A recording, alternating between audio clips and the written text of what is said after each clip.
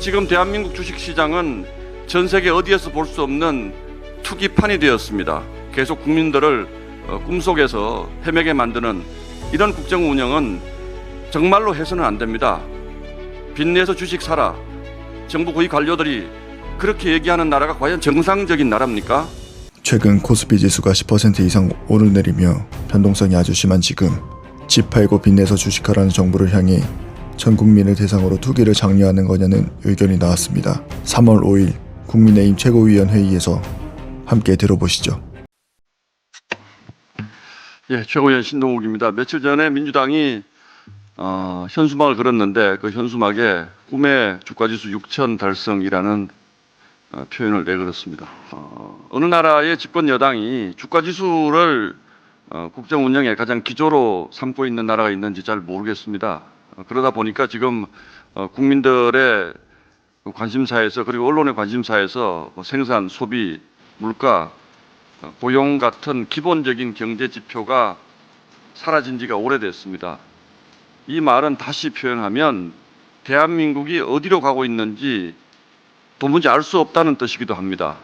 지난 이틀 동안 미국의 이란 공습으로 주가가 폭락을 했는데 그 낙폭이 전 세계 1위입니다. 지금 서울에 전쟁이 난 건 아니지 않습니까?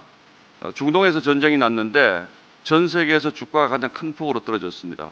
민주당이 주장하는 꿈의 주가지수, 그 속에서 우리 국민들이 꿈속에서 그동안 살고 있었는지는 모르겠습니다만 꿈에서 잠시 깨어나서 보니까 그 꿈이 악몽이었습니다.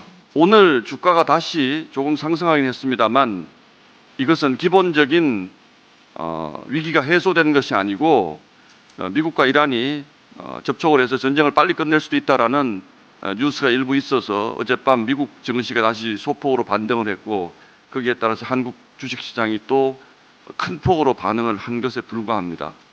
주식시장은 경제의 기본적인 체질에 따라서 연동해서 움직이는 것이 가장 바람직합니다. 그런데 정부가 주가지수 부양을 마치 국정 운영의 첫 번째 원칙인 것처럼 이렇게 주가를 가지고 계속 국민들을 꿈속에서 헤매게 만드는 이런 국정 운영은 정말로 해서는 안 됩니다.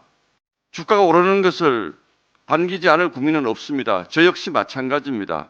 그런데 대통령이 본인의 ETF 계좌가 어떻고 집 팔아서 주식 사야겠다, 빚내서 주식 사라, 정부 고위 관료들이 그렇게 얘기하는 나라가 과연 정상적인 나라입니까? 지금 대한민국 주식시장은 전 세계 어디에서 볼 수 없는 투기판이 되었습니다. 과연 이 투기판에서 우리 국민들 몇 명이나 살아남겠습니까? 저는 단언컨대 앞으로 어떤 일이 벌어질지 제가 예측은 못하겠습니다만 이런 식의 경제 운용은 우리 국민들을 큰 불행에 빠뜨릴 것이 분명하다라는 점만은 말씀드릴 수가 있습니다.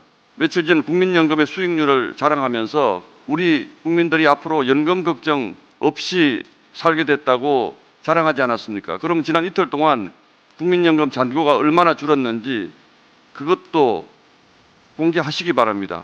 우리의 미래를 확신할 수 없는 주식시장의 투기판 속으로 다 밀어넣고 앞으로 지방선거 때까지 계속 이렇게 국가 재정을 주식시장 부양을 위해서 환율 방어를 위해서 이렇게 소진하는 이런 경제정책을 과연 국민들이 내 주식 계좌만 쳐다보면서 꿈속에 계속 살아야 하는 것인지 지금이라도 이재명 정부의 이런 천박한 경제 운용 기조 즉각 전환하고 대한민국 경제 정상적인 경제 지표를 봐가면서 올바른 길로 끌고 가주기를 정말 간곡히 부탁드립니다. 호소드립니다. 이렇게 경제 운용하면 큰일 난다는 것 우리 국민들이 잘 알고 있습니다. 이것이 결국 이재명 정부의 위기로 이어질 것이라는 경고도 곁들입니다. 국민연금으로 쌓아올린 주식시장 앞으로의 상황은 어떻게 될까요? 오늘도 시청해주셔서 감사합니다.